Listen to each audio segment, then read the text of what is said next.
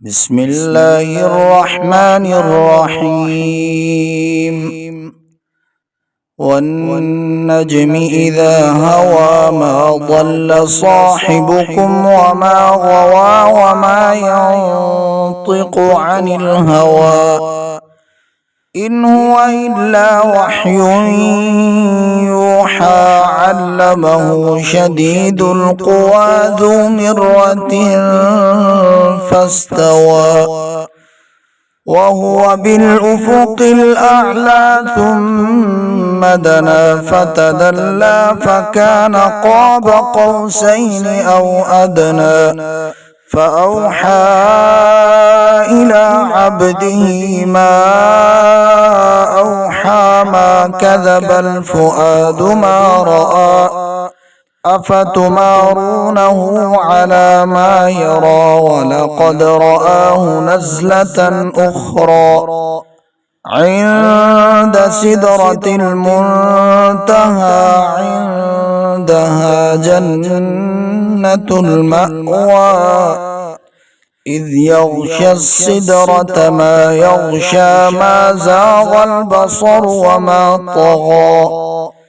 لقد رأى من آيات ربه الكبرى أفرأيتم اللات والعزى ومناة الثالثة الأخرى ألكم الذكر وله الأنثى تلك إذا قسمة ضيزى إن هي إلا أسماء سميتموها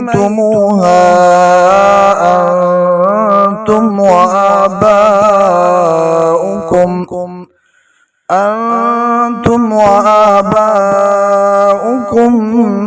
ما أنزل الله بها من سلطان إن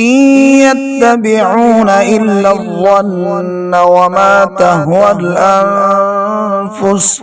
ولقد جاءهم من ربهم الهدى أم للإنسان ما تمنى فلله الآخرة والأولى وكم من ملك في السماوات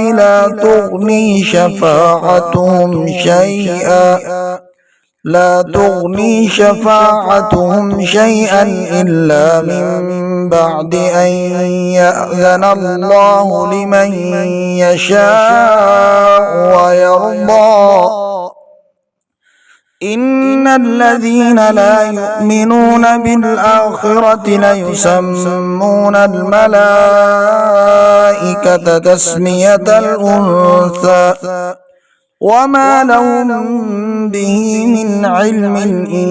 يتبعون إلا الظن وإن الظن لا يغني من الحق شيئا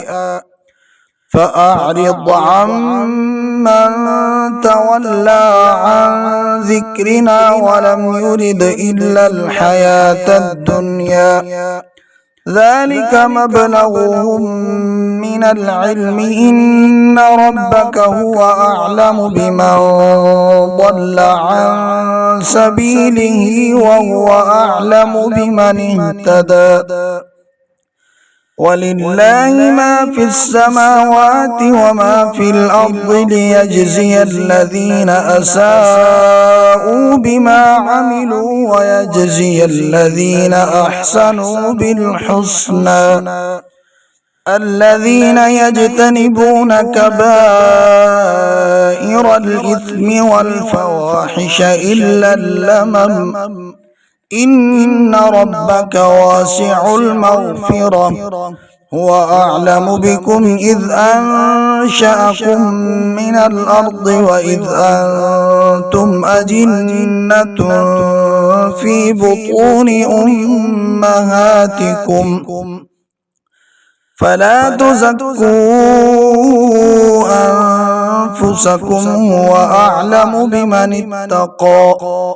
أفرأيت الذي تولى وأعطى قليلا وأكدى أعنده علم الغيب فهو يرى أم لم ينبأ بما في صحف موسى وإبراهيم الذي وفى ألا تزر وازرة وزر أخرى وأن ليس للإنسان إلا ما سعى وأن سعيه سوف يرى ثم يجزاه الجزاء الأوفى وأن إلى ربك المنتهى وأنه هو أضحك وأبكى وأنه هو أمات وأحيا وأنه خلق الزوجين الذكر والأنثى من نطفة إذا تمنى وأن عليه النشأة الأخرى وأنه هو أغنى وأقنى وأنه هو رب الشعرى وأنه أهلك عادا الأولى وثمود فما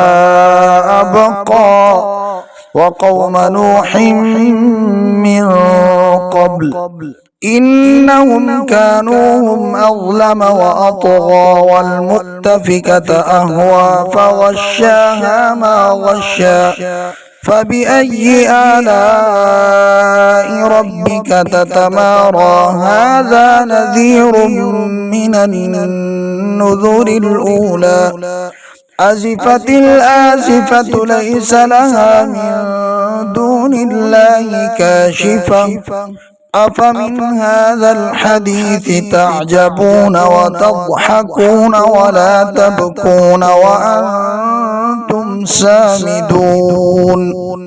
فاسجدوا لله واعبدوا